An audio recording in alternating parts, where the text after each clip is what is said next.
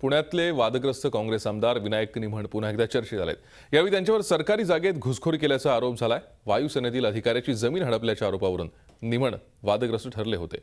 हे प्रकरण थेट मुख्यमंत्र्यांच्या दरबारात गेलं होतं। आता निमण यांनी सरकारी जागेवर स्वतःचं 7 स्टार ऑफिस थाटल्याचा आरोप होतोय। सेनापती बापट रस्त्यावरील हा एखादा खासगी बंगला वाटावा अशी ही इमारत।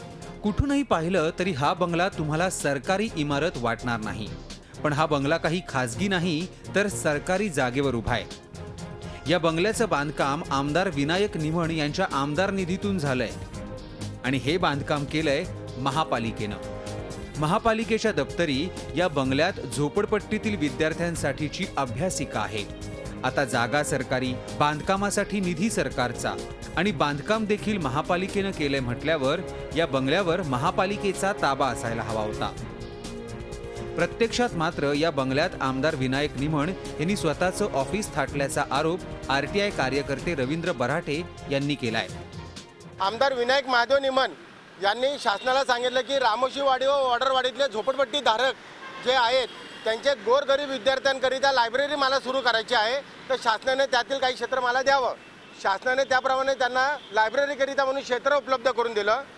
बांधकामाकरिता त्यांनी आमदार फंडातले पैसे वापरले, परंतु सदरच्या जागेत अभ्यासिका न चालवता किंवा एखाद्या संस्थेला ती कायदेशीरपणे अलॉट न होता आमदार विनायक निमण यांनी स्वतःच्या पदाचा दुरुपयोग करून व ताकदीच्या जोरावर सदर जागेत स्वतःचं 7 स्टार एम्युनिटीज असलेलं ऑफिस चालू केलेलं आहे। या ठिकाणी माध्यमांचे प्रतिनिधी पोहोचले तेव्हा त्यांना या बंगल्यात प्रवेश नाकारण्यात आला।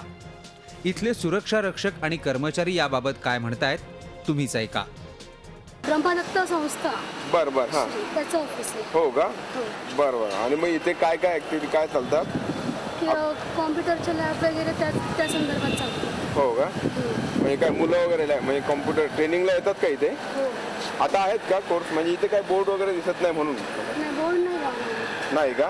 कारण पालिकेची ऍक्टिव्हिटी नाही, हे कुठलं आहे? ब्रह्मदत्त संस्थेचीच ऍक्टिव्हिटी पूर्ण आहे, पूर्ण ब्रह्मदत्त संस्थेचीच। हो का? आणि प्रॉपर्टी कुणाची आहे? ब्रह्मदत्त संस्थेची। संस्थेची प्रॉपर्टी आहे। आमदार विनायक निमण यांचे चिरंजीव नगरसेवक सनी निमण यांनी मात्र हे सारे आरोप फेटाळलेत। तिथे आपण समाजोपयोगी कामासाठी असेल किंवा कम्प्युटर लॅब असेल आणि अभ्यासिका अशा पद्धतीने आपण तिकडे सगळं कार्यक्रम किंवा काम आपलं तिथे चालतं। आणि ब्रह्मदत्त विद्यालयाचं ते मुख्यालय किंवा मुख्य ऑफिस म्हणून तिथे आमदार साहेब तिथे बसून सगळ्या कामाची पाहणी करत असतात। रवी बराटेंचा आम्हाला ब्लॅकमेल करायचा प्रयत्न आहे आणि त्या अनुषंगाने ते प्रत्येक विधानसभेच्या अगोदर असेल किंवा लोकसभेच्या संदर्भात असेल तेव्हा असेल किंवा मिनिस्ट्रीच्या वेळेस असेल, प्रत्येक वेळेस ते अशा पद्धतीचे बेछूट आरोप करतात म्हणजे ज्याला काही बेस नाही असे आरोप करून ते हे करायचा प्रयत्न करतात। आमदार विनायक निमण आणि जमिनीचा वाद हे जणू समीकरणच बनताना दिसतंय।